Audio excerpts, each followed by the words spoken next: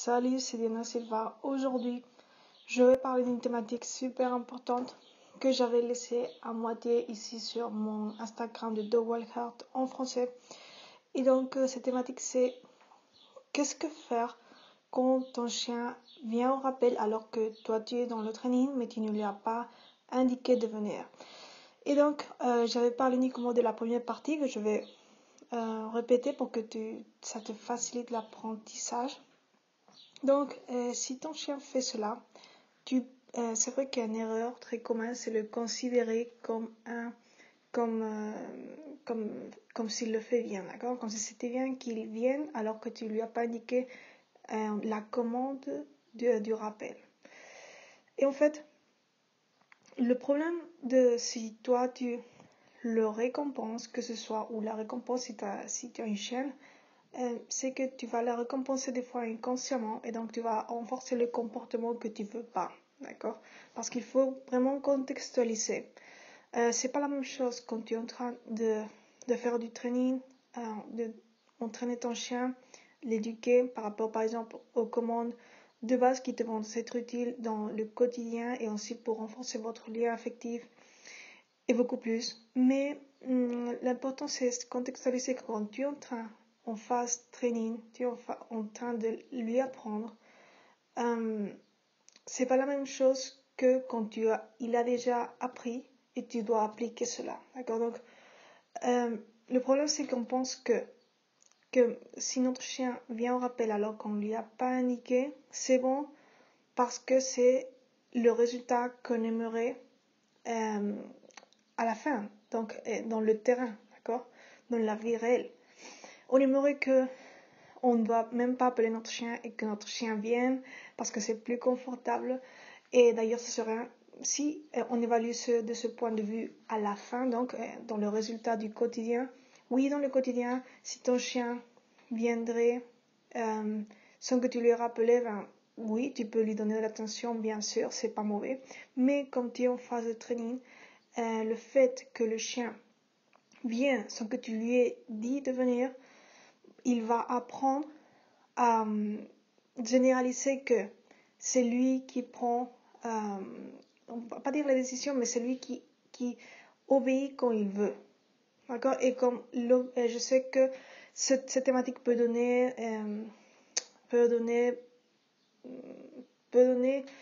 provoquer de se faire plus de questions. Parce qu'en fait, toutes et tous, on aimerait que notre chien soit libre dans le fait d'obéir quand il veut ou pas parce qu'on l'aime. Mais la vérité, c'est que on est responsable de leur santé, de leur bien-être dans le quotidien. Et comme un chien est un animal mammifère social, mais qui n'est pas designé pour vivre en ville, par exemple, pour savoir depuis petit qu'est-ce que c'est qu'une voiture, comment ne pas traverser une rue parce que il y a du danger. Donc, on est responsable et on sait ça. On doit vraiment le guider. Et donc ça fait partie que quand s'il fait une erreur qui met en danger sa vie, alors il faut vraiment prendre des décisions pour lui, d'accord? Même si on le guide, et prendre des décisions pour lui ou pour elle veut dire qu'il ne peut pas faire ce qu'il veut dans ce contexte, d'accord?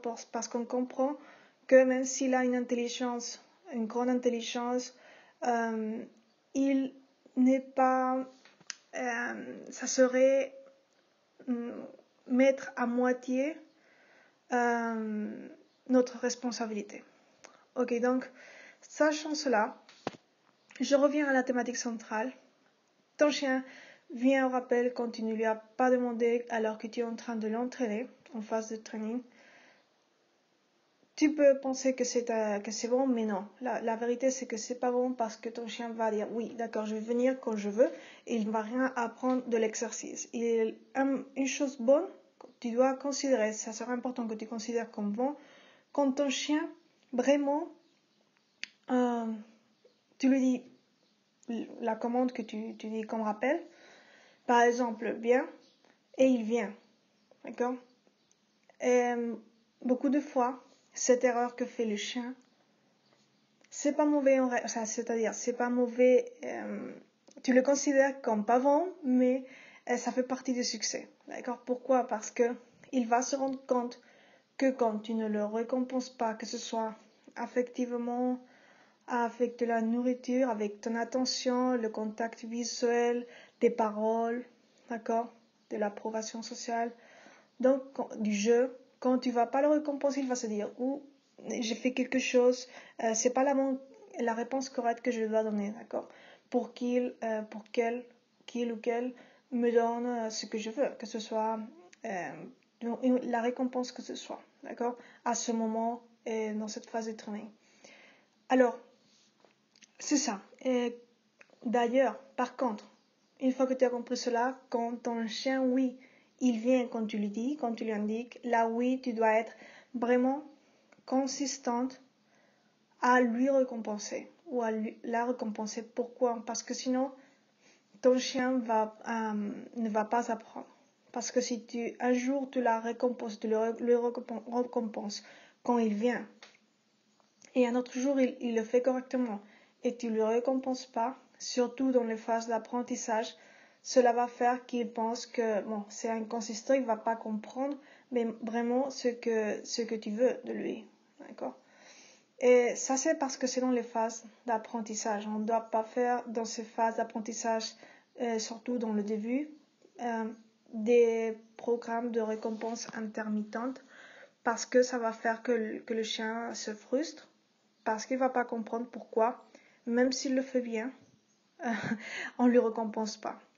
Et donc ça, c'est pas mauvais, et ça, c'est mauvais pour le résultat final qu'on veut. Pour la clarité de la communication, c'est mauvais, je veux dire. En plus. Ok, donc c'était tout pour aujourd'hui.